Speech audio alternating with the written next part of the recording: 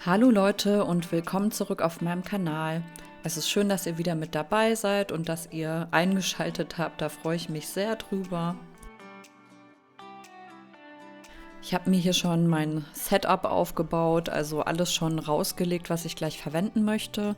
Ich möchte nämlich ein Bild malen, was so ein bisschen himmlisch ist, wie so Erdbrücken, die irgendwie durch den Himmel schweben. Ich habe wie immer alle Materialien und Farben, die ich verwendet habe, in die Infobox geschrieben. Da könnt ihr gerne mal nachschauen. Falls ihr mir auch eine Spende dalassen wollt, da würde ich mich sehr drüber freuen. Vielen Dank an dieser Stelle übrigens auch nochmal an alle, die gespendet haben. Und wenn ihr meinen Shop besuchen wollt oder sonst irgendwas über meine Kunst erfahren wollt, dann schaut gerne auch mal in die Infobox, da ist alles verlinkt. Ich habe die Farben hier einfach alle direkt aus der Tube aufgetragen. Bei den dunklen Tönen muss man aufpassen, dass man nicht zu viel nimmt, sonst ist es einfach ein bisschen zu dunkel am Ende, weil ich mische ja auch immer viele helle Töne mit rein. Ich habe jetzt hier auch anstatt Schwarz einfach gebranntes Umber und Ultramarinblau verwendet. Ich finde, das gibt einen sehr schönen Ton immer. Inzwischen kann ich auch immer ganz gut abschätzen, wie viel ich dann auftragen muss, wenn ich direkt aus der Tube auftrage.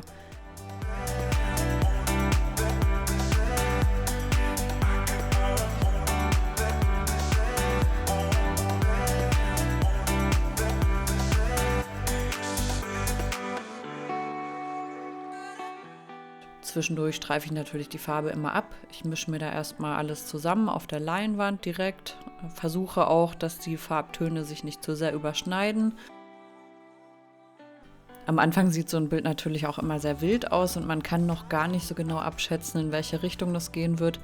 Aber der Clou kommt ja erst noch, nämlich wenn ich mein Palettenmesser einsetze. Hier verwende ich auch noch mal ein bisschen mehr Acryltinte, die kann man immer sehr gut einarbeiten. Wenn noch so ein Ticken Wärme fehlt, dann nehme ich auch gerne ein bisschen Magenta zum Beispiel zu dem Gelb, damit das Gelb nicht so grünlich wird, sondern mehr in die bräunliche Richtung geht.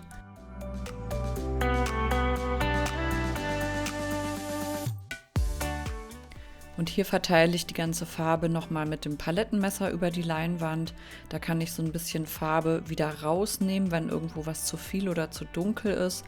Die an einer anderen Stelle wieder absetzen oder einfach auf dem Tuch abstreifen.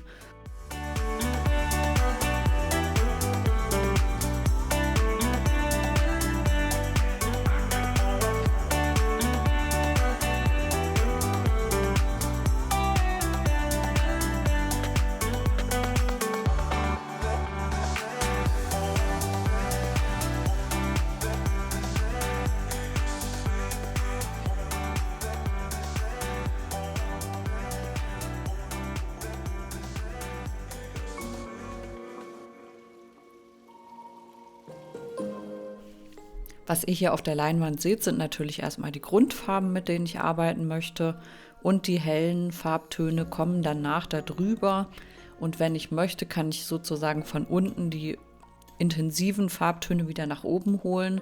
Ich arbeite ja da in mehreren Schichten, allerdings auch nass in nass. Das heißt, ich arbeite ziemlich schnell, versuche das alles möglichst ineinander zu blenden, bevor das getrocknet ist. Und hier trage ich jetzt auch schon meine hellen Farbtöne auf. Das ist einmal ein ganz normales Titanweiß und so ein Beige, was aber eher wie ein Creme aussieht. Ich weiß auch nicht, warum die den Farbton Beige genannt haben. Für mich ist es einfach ein Cremeton. Wie auch immer, ich habe hier auch ein Pastelllila, was ich dazu verwenden möchte, um ein bisschen Kühle noch mit reinzubringen.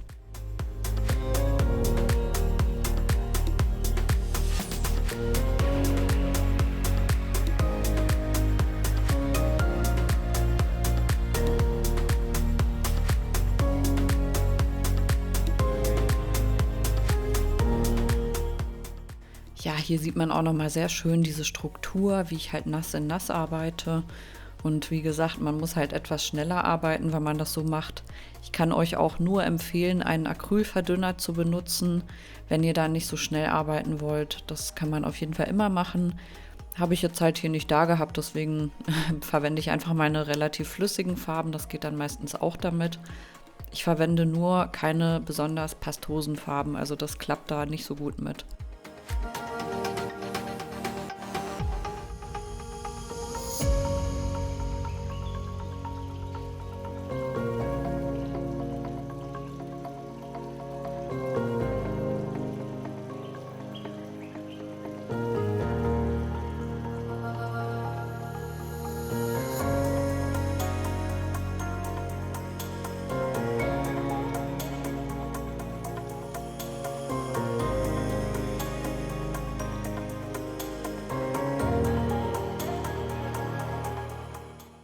Was ich immer sehr schön finde, ist, wenn man eine etwas größere, dunklere Fläche hat, dass man da ein paar helle Flecken noch mit einbindet. Also, dass es nicht ganz so flach aussieht. Das ist immer so eine kleine Detailarbeit, die man machen muss, aber dadurch wirken die größeren Flächen halt ein bisschen interessanter.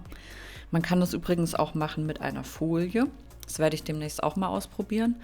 Aber auch mit dem Palettenmesser, finde ich, klappt das ganz gut, dass halt wirklich diese größeren Farbflächen noch so kleine Sprenkel von anderen Farben mit drin haben, macht das Ganze einfach ein bisschen spannender noch.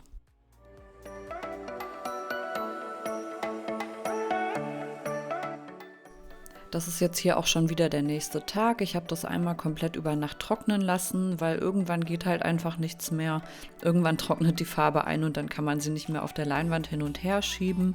Deswegen ist es besser, dann bis zum nächsten Tag zu warten. Ich möchte hier einfach noch so ein paar Schattierungen mit reinbringen. Die untere Fläche möchte ich auch nicht zu krass hell haben, also es soll ja immer noch ein bisschen wolkig und luftig aussehen, deswegen möchte ich da möglichst viele Farbtöne mit drin haben, auch oben. Da haben mir manche Stellen noch nicht so gepasst und das verändere ich jetzt einfach so ein bisschen.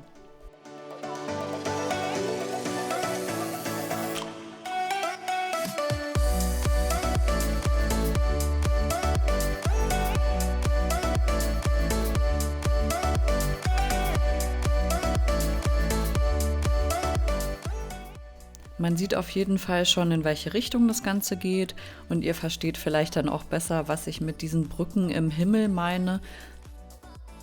Das ist halt einfach so eine Fantasielandschaft, die bestimmt auch so ein bisschen inspiriert ist von dem Film Avatar, einer meiner Lieblingsfilme übrigens. Ich möchte einfach diese Atmosphäre da so ein bisschen mit reinbringen, so dieses Luftige, aber auch dieses Schwebende und trotzdem irgendwie so eine Erdverbundenheit, also einfach. Genau, Earth in the Sky, das ist ja so, wie ich das Bild am Ende genannt habe. Genau, das möchte ich halt damit ausdrücken. Einfach eine wunderschöne Fantasielandschaft aus einem fernen Universum.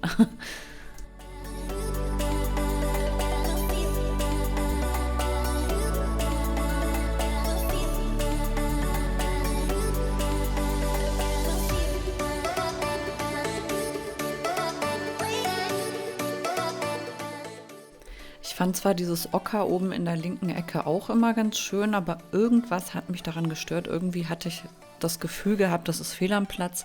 Deswegen ist das jetzt leider auch verschwunden und ich glaube, ich mache da einfach eine helle Fläche drüber. Also während man malt, da hat man plötzlich irgendwelche Einfälle und man muss sich vielleicht manchmal auch von dem Gefühl leiten lassen, was man hat. Stimmt das Bild gerade so, wie es ist, oder muss da noch irgendwas anders sein? Und ich bin mir sicher, dass man es meistens im Bauchgefühl hat und dann sollte man einfach darauf hören.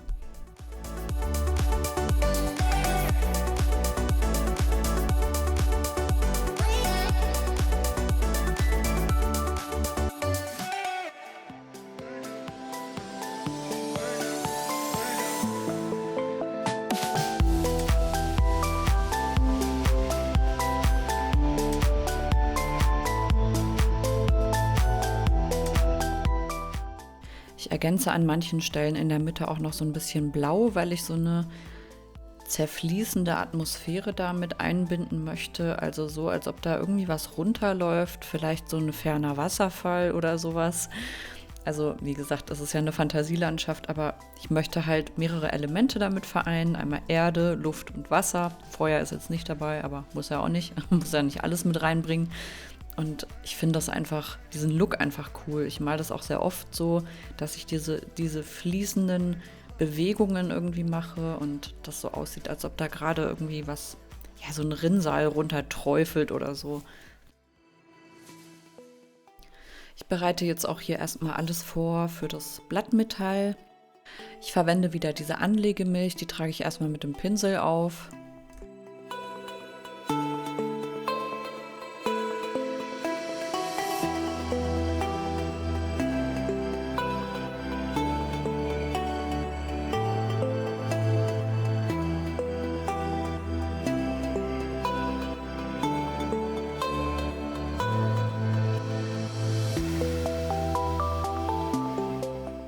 Und weil ich ja so ein bisschen mehr Struktur auch haben möchte und sanftere Übergänge, benutze ich auch dieses Malermesser dafür, um das zu verteilen.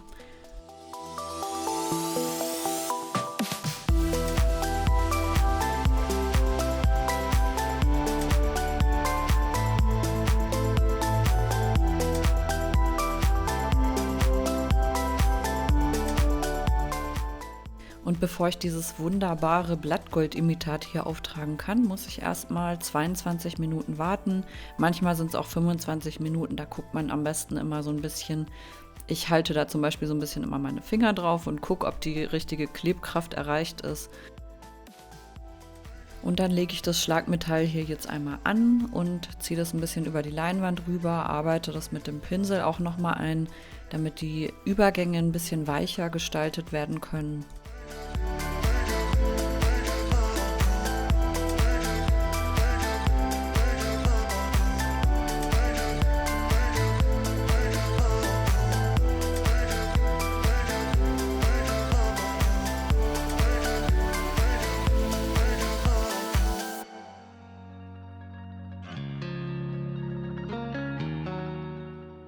Die überschüssigen Partikel von dem Schlagmetall sauge ich auch immer einfach mit meinem Staubsauger weg. Da passiert dem Bild auch nichts, keine Sorge.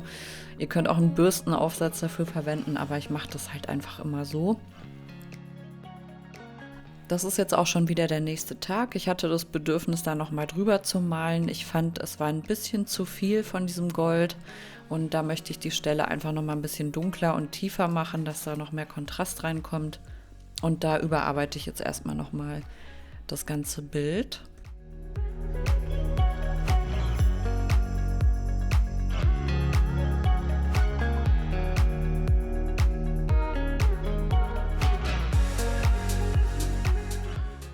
Ich habe übrigens diesen Fächerpinsel total für mich entdeckt. Ich finde, damit kann man auch sehr schöne Übergänge gestalten, die aber immer noch so ein bisschen strukturiert und interessant aussehen. Also wenn man nicht diese Pinselstriche haben will, sondern eher so einen getupften Auftrag, dann finde ich, ist der super geeignet.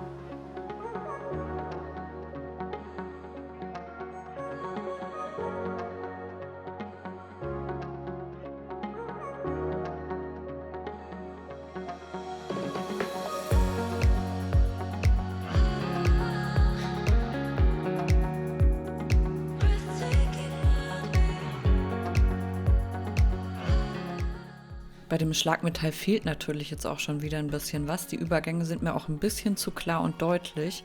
Deswegen mache ich jetzt die ganze Prozedur mit der Anlegemilch und dem Blattmetall nochmal neu und gehe da auch nochmal rein. Das ist jetzt auch wieder der nächste Tag, wo ich nochmal drüber arbeite. Aber danach ist es dann auch endlich fertig. Und hier mache ich im Prinzip dasselbe wie vorher auch, dass ich da mit dem Malermesser das nochmal ein bisschen verteile. Dann lege ich das Blattmetall an, verteile das wie immer mit dem Pinsel so ein bisschen und mit den Händen und drücke das auch immer ein bisschen an, sodass halt diese ganzen kleinen und feinen Partikel an diesem Klebstoff hängen bleiben. Und so sieht das halt viel weicher und sanfter aus, das Ganze.